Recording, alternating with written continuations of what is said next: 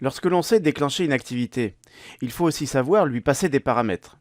Le passage de paramètres à une activité va évidemment permettre à l'activité fille d'afficher, de traiter des informations qui proviennent de la source de données centrale. Donc il va falloir savoir fournir des informations à l'appel, mais aussi, bien sûr, traiter les paramètres en entrée. Fournir les informations à l'appel, ça vaut pour l'activité mère, et traiter les informations en entrée, ça vaut pour l'activité fille. Si je reviens dans le projet qui est en cours, mettons que je souhaite ouvrir une activité en passant des paramètres. Alors je vais appeler une fonction, plutôt je vais nommer une fonction OpenItem. Alors je veux afficher le IM paramètre. Voilà comment nous ferions en utilisant directement l'API qui est donc l'API utilisée en Java. Je reprends le code qui avait été commenté ici.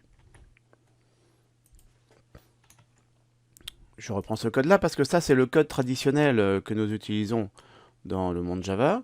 Donc, création d'un intent en ciblant la classe d'activité et démarrage de l'activité avec start activity. Mais auparavant, j'aurais ajouté en fait des informations avec put extra. Donc, par exemple, si je veux ajouter le nom du IM data, donc je vais aller chercher comme ça, et par exemple, je donne la clé non.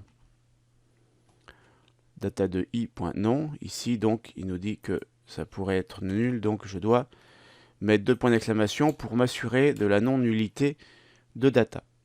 Je devrais refaire, bien sûr, la même chose avec les 3 informations, que sont la date de naissance, et puis l'information SMS.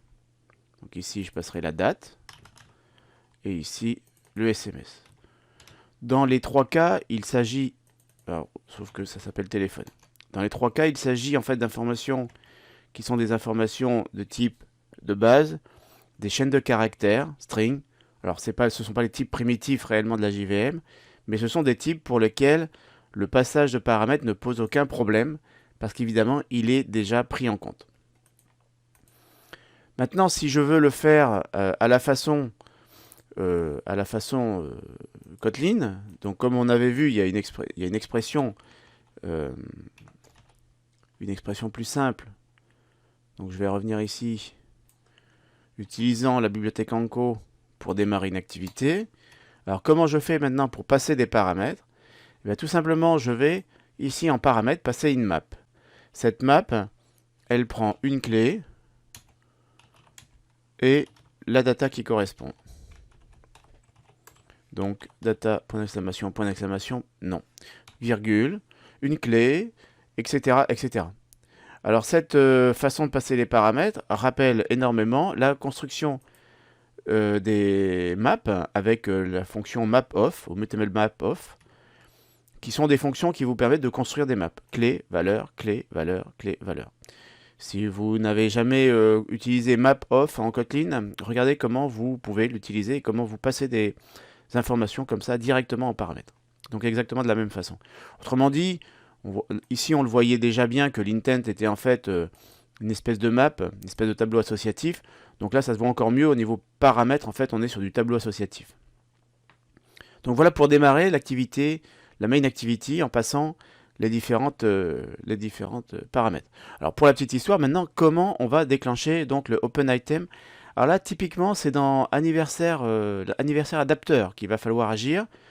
Vous savez que l'adaptateur a 2 fonctions principales, le onCreateViewHolder qui est donc utilisé lorsque l'on crée l'item, et onBindViewHolder. Alors en fait j'ai besoin moi de la IM_position. Cette position elle est ici. Attention, ce i ici dans onCreateViewHolder n'est pas une position, c'est en fait l'identifiant du type d'item qu'il faut créer. Alors, en fait ici on est sur la position, et donc je vais tout simplement ajouter ici le code qui permet de positionner un listener. Donc je le fais toc d'un coup. Je prends l'item view qui correspond au view holder que je suis en train de traiter. Donc item view, ce n'est pas un champ à moi, c'est standard. Set onClick listener, évidemment, il s'agit de traiter le click. Et ensuite, la lambda expression vous récupérez le contexte qui vous a été passé au constructeur, tout là-haut, tout là-haut, tout là-haut, ici, et qui est devenu une propriété. Et cette activité, en fait, alors il vous faut la caster dans l'activité que vous connaissez, list anniversaire activity, et enfin vous appelez openItem, donc en passant la position i. Et donc ce code-là va venir appeler ce openItem ici, et donc normalement ouvrir l'activité main-activity. Une fois que main-activity est ouverte, le problème c'est qu'il faut savoir évidemment traiter les paramètres en entrée. Alors pour traiter les paramètres en entrée, eh bien tout simplement vous allez utiliser sur intent les fonctions de get. Alors ici nous avons passé des strings, donc ça sera get string extra. Si nous avions passé des booléens, ça serait get boolean extra, etc. Donc il s'agit ici de faire un get string extra, de récupérer donc pour la clé non la valeur qui est en face, qui est associée donc à la clé non. Alors qu'est-ce que je vais faire ensuite avec ce code-là? Eh bien en fait, cette chaîne de caractères va tout simplement être positionnée sur l'éditable qui se trouve être celui du nom évidemment. Je ferme ici la parenthèse. Donc je récupère ici sur l'intent le string extra de clé non. Vous remarquerez que je ne vérifie pas la présence ou non effectivement de la clé. Même je ne vérifie pas que l'intent a bien des extras. Donc le get string extra risquerait de me retourner des valeurs très désagréables. Donc peut-être ici je pourrais rajouter un petit contrôle. Et ensuite donc après avoir récupéré ces informations, eh bien je positionne sur les champs texte. Donc il n'y a plus qu'à tester l'application pour vérifier le bon fonctionnement du code que je viens d'écrire.